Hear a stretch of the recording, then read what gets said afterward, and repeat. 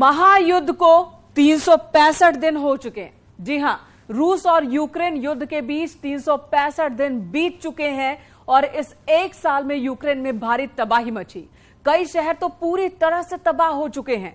बावजूद इसके पुतिन युद्ध में यूक्रेन को झुका नहीं पाए। और तो और बाइडेन के यूक्रेन दौरे के बाद यह युद्ध अब नए मोड़ पर पहुंच गया है। आइए जानते हैं कि एक साल में भारी तबाही मचाने के बाद भी पुतिन का प्लान सक्सेस क्यों नहीं हुआ।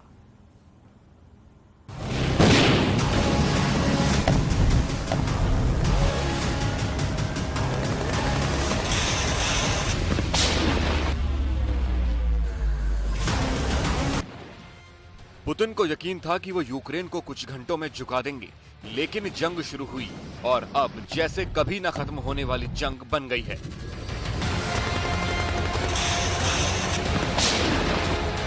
पुतिन को यकीन था कि वो चुटकियों में कीव पर फतह हासिल कर लेंगे। कम से कम उनके सलाहकारों और जनरलों ने उन्हें यही तस्वीर दिखाई थी। 24 फरवरी 2022 को पुतिन ने स्पेशल मिलिट्री ऑपरेशन शुरू किया और उसके बाद से वो यूक्रेन में ऐसे फंसे कि फंसते ही चले गए। और अब उनका ये ऑपरेशन उनके लिए वो हड्डी बन चुका है जिसे न निगलते बन रहा है और न ही उगलते।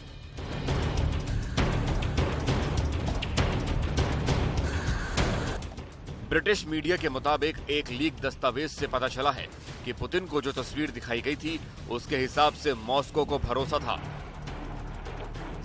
कि 72 घंटे में कीव को जीत लेंगे। जेलेंस्की के खिलाफ लोगों के खड़ा होने का भी भरोसा दिया था।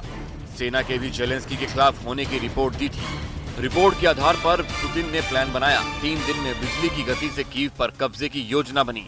कीव को घेरने के लिए सेना भेजी। सड़कों पर लोग टैंकों को रोकने लगे। पुतिन की सेना कभी कीव नहीं पहुंच सकी। अब तक रूस के करीब 2 लाख सैनिक मारे गए हैं।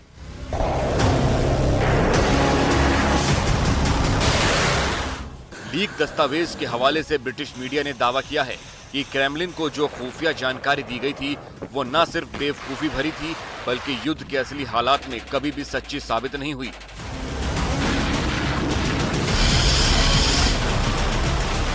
कीव पर कब्जे की जो पहली कोशिश हुई उसमें रूस की खुफिया एजेंसियों की विफलता देखने को मिली, जिन्होंने यूक्रेनियों के विरोध में खड़े होने और लड़ने की क्षमता को कम करके आंका।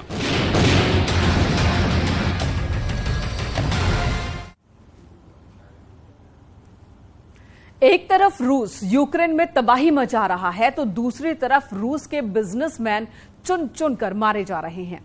कई पूर्व खुफिया अधिकारियों का नाम भी इस लिस्ट में शामिल हो चुका है। आखिर कौन खेल रहा है रूस में खूनी खेल, आइए समझते हैं।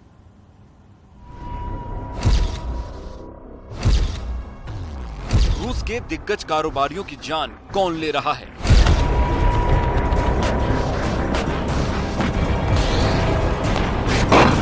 पुतिन के करीबी अरबपति कारोबारियों पर मौत का जाल कौन फेंक रहा है?